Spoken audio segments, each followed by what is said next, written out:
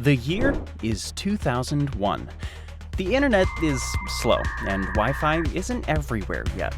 If you have a phone, it flips open and has physical buttons. Facebook doesn't exist yet. Google is just a search engine. Apple is struggling, still years away from the iPhone. But Sony is king. If you played video games, you played on a PlayStation. If you watched TV, you probably owned a Sony. If you listened to music, Sony made the device, the Discman, or the album. If you went to the movies, Sony owned the blockbuster. No other company controlled entertainment like Sony. It made the best hardware. It owned the best content. It set the trends while everyone else followed. But fast forward to today, and something's changed. When was the last time you bought a Sony product? If you want the best TV, you buy LG or Samsung. If you want the best smartphone, you buy Apple or Samsung again. If you want to stream movies, well, take your pick, but you probably go to Netflix or Amazon, not Sony. Sony still exists, but it's no longer relevant to most consumers. How did this happen? How does a company go from defining entertainment to just another brand? It starts with two men, a visionary rule breaker and a perfectionist designer. Together, they created Sony's magic formula. But what happens when that formula disappears?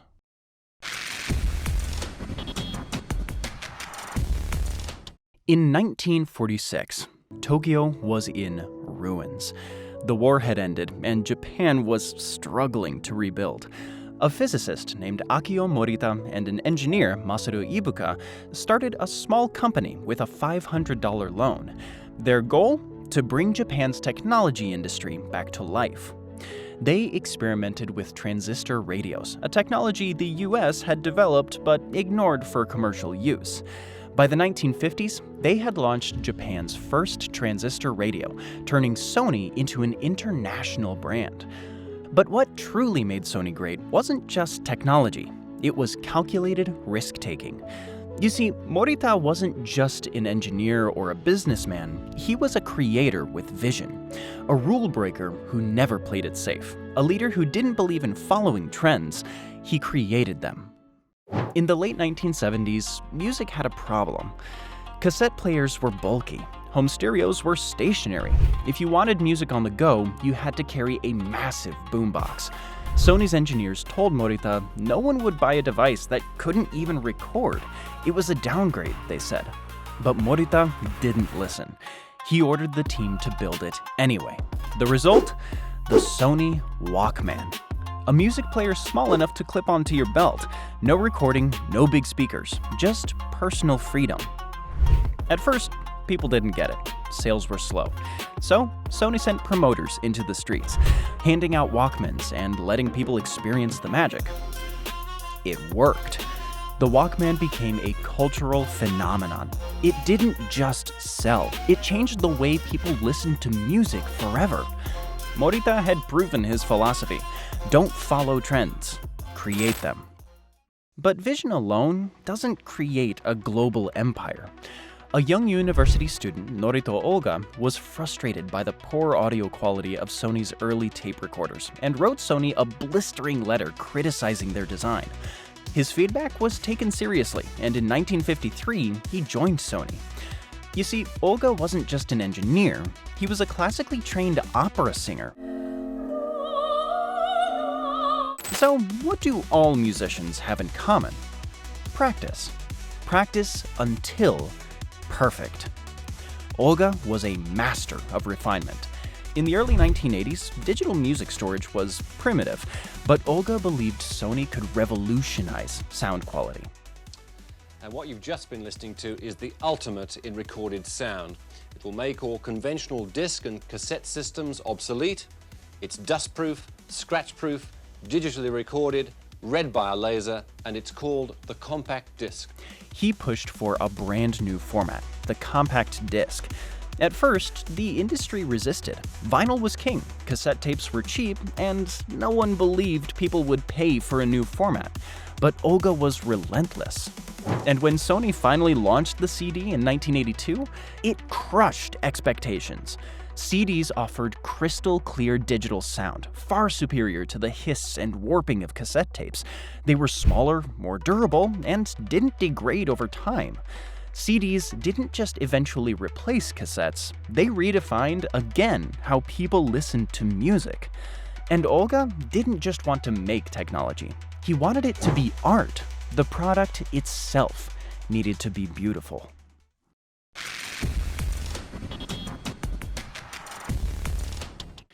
In 1994, Morita retired. A few years later, Olga retired. With him and Akio Morita both gone, Sony was now run by corporate executives. And almost immediately, something changed. Sony had built its empire on the balance between risk-taking and technical superiority, but now it seemed to have forgotten half of the winning formula. And nowhere was that clearer than with digital music. At the turn of the millennium, music was going digital. Napster was exploding. MP3 players were popping up everywhere. Sony was in the perfect position to lead this revolution. Sony owned portable music. The Discman was still selling millions. And it wasn't just hardware. Sony Music controlled half the recording industry. If an artist wanted to sell their music, they had to work with Sony. On top of that, Sony's engineers already had the technology to make a portable MP3 player far before Apple. They had everything: the brand, the content, the hardware, the expertise. But they did almost nothing. Instead of embracing MP3s, they fought against them. Sony was terrified that digital music would kill CD sales, one of their biggest revenue streams. So, instead of making an MP3 player, they made their own proprietary format, A-Track. If you wanted to put your songs onto a Sony music player, you had to convert them into Sony's proprietary file type. It was slow, frustrating, and it made no sense. Meanwhile, in 2001, Apple had no experience in music. They were a computer company coming back from near extinction. And then, Apple released the iPod. iMac, iBook, iPod. It was everything Sony's digital players should have been. It supported MP3s. It was sleek, simple, and easy to use. It worked with iTunes, which made buying music effortless. So, did Apple defeat Sony in portable MP3 music? Well, not exactly. Sony beat itself. Instead of creating the future, Sony was trying to protect the past. And it wouldn't be the last time Sony made this mistake, because this wasn't just about digital music. It was a deep, psychological wound at the core of Sony. It came from a failure in the 1980s, so humiliating that Sony never fully recovered. A failure that haunted the company for decades to come. A failure called Betamax.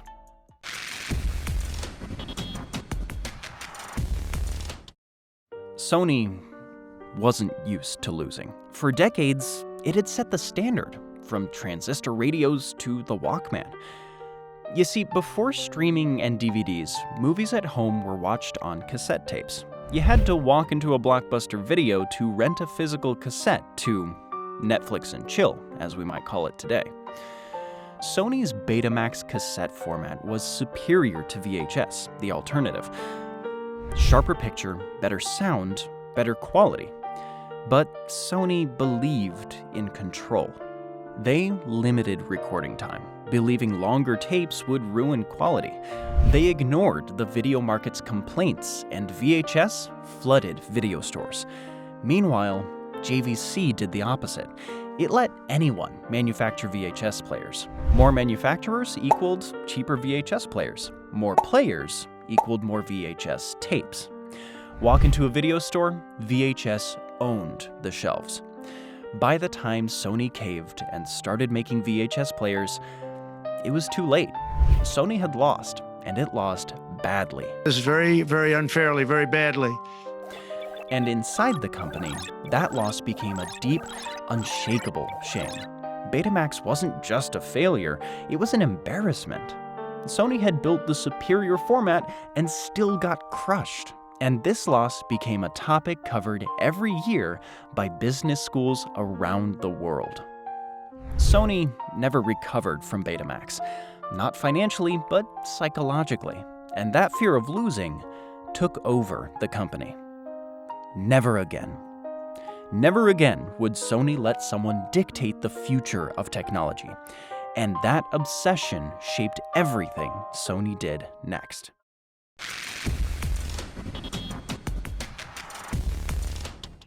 The original PlayStation wasn't just a console, it was a revolution.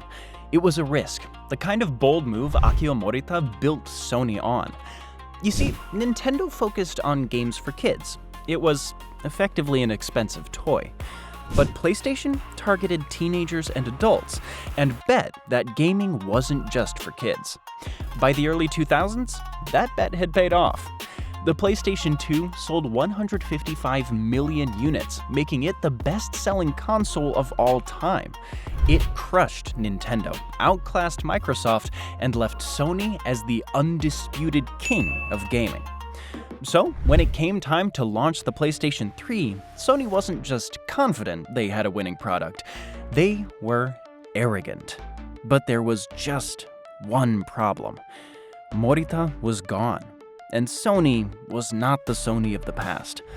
The delicate balance between risk-taking and technical superiority was lost, replaced by pure engineering obsession.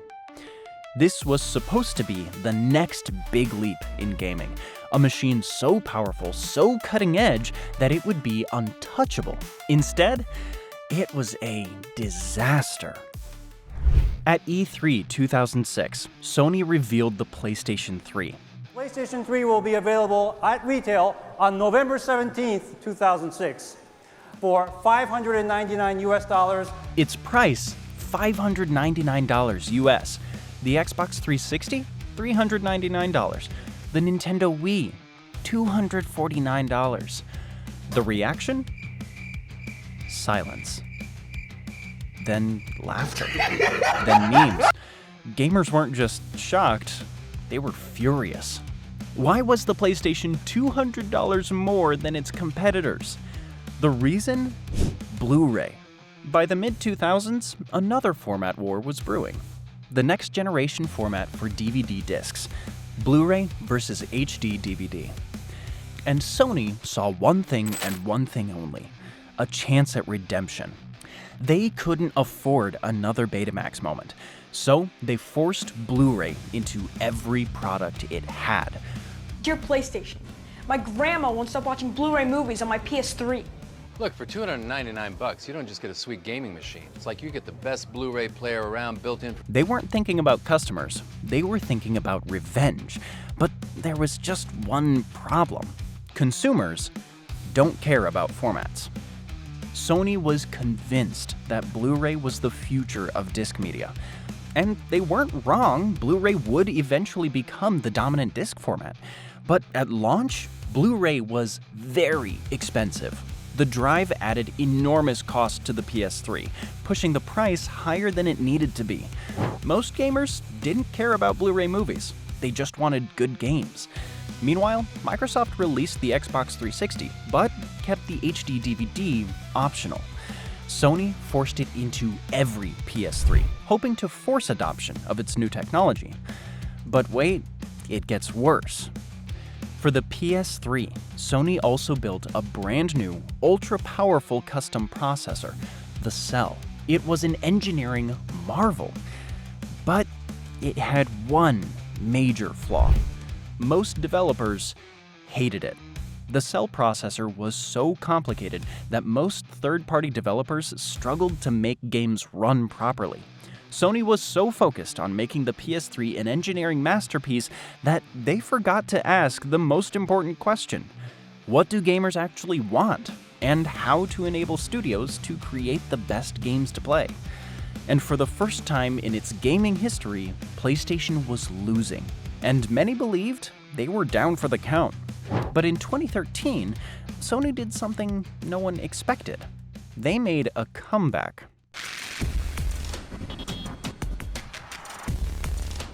Sony had stumbled hard. But a company built on bold ideas wasn't about to stay down. In 2013, Sony did what it had always done best. They listened, they adapted, and they fought their way back. This time, they didn't over-engineer the hardware.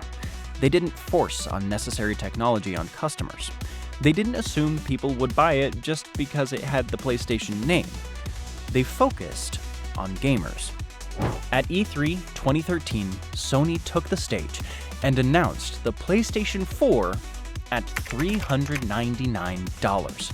The crowd erupted. Just a day earlier, Microsoft had unveiled the Xbox One at $499, loaded with restrictions and an always-online requirement. Sony's message was simple: this console is for you. The shift was immediate. Developers returned. Gone were the overcomplicated processors of the past. The PS4 was built with a simple, developer-friendly design, letting studios focus on making great games instead of struggling with the hardware.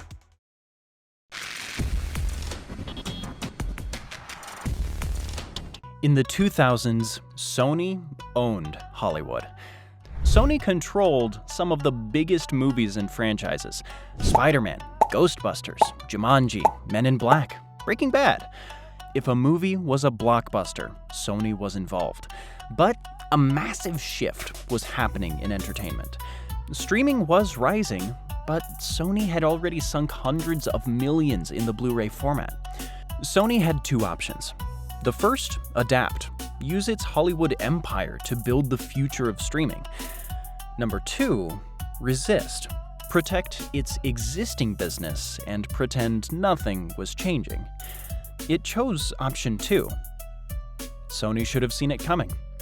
It had everything: the movies, the content library, the brand, the technology.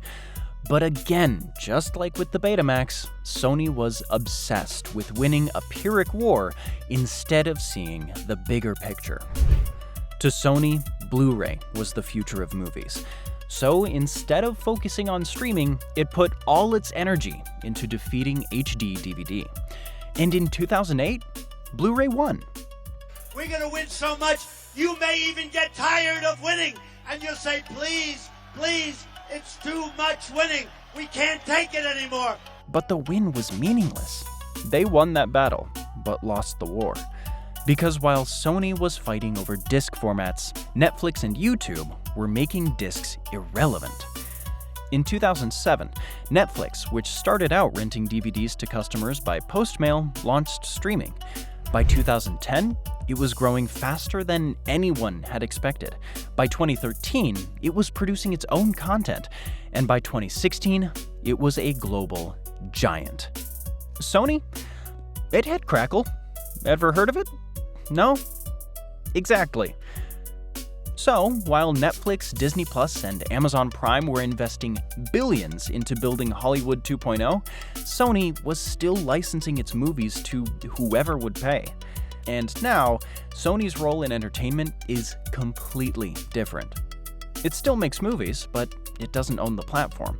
It still owns Spider-Man, but it has to rent him out to Disney's Marvel. It still creates content, but Netflix, Disney, and Amazon make the real money. It had the movies. It had the content library. It had the technology. It had the brand recognition. Sony could have been Netflix before Netflix. This wasn't a failure of technology. It was a failure of leadership. And the worst part, Sony had just proven with the PlayStation 4 that it could still win. So why did it fail in Hollywood? Because in gaming, it listened to customers. In movies, it listened to its fears. And proved that it couldn't step out from the shadow of its Betamax failure.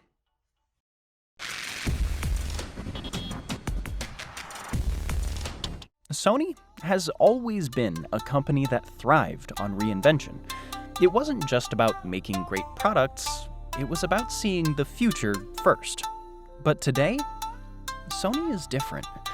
Not because it's failing, but because it's afraid to fail. The failure of Betamax wasn't just a missed opportunity. It became an unhealthy obsession for Sony. The Walkman The PlayStation and Trinitron weren't born from playing it safe. They were bold bets, not on market research, but on instinct. Sony still innovates, but it doesn't disrupt. It refines, but it doesn't reinvent. It still builds the best camera sensors, but Apple is turning iPhones into professional tools. It still dominates gaming, but Microsoft is redefining distribution with Game Pass. It still owns content, but Netflix controls how people watch it. Sony is no longer losing battles. It's avoiding them. The PlayStation 4 comeback proved Sony can still lead when it listens, when it adapts, and when it focuses on what matters. So the real question isn't whether Sony can win again the hearts of consumers, it's whether Sony will ever take the risk again. Thanks for watching, and I'll see you in the next one.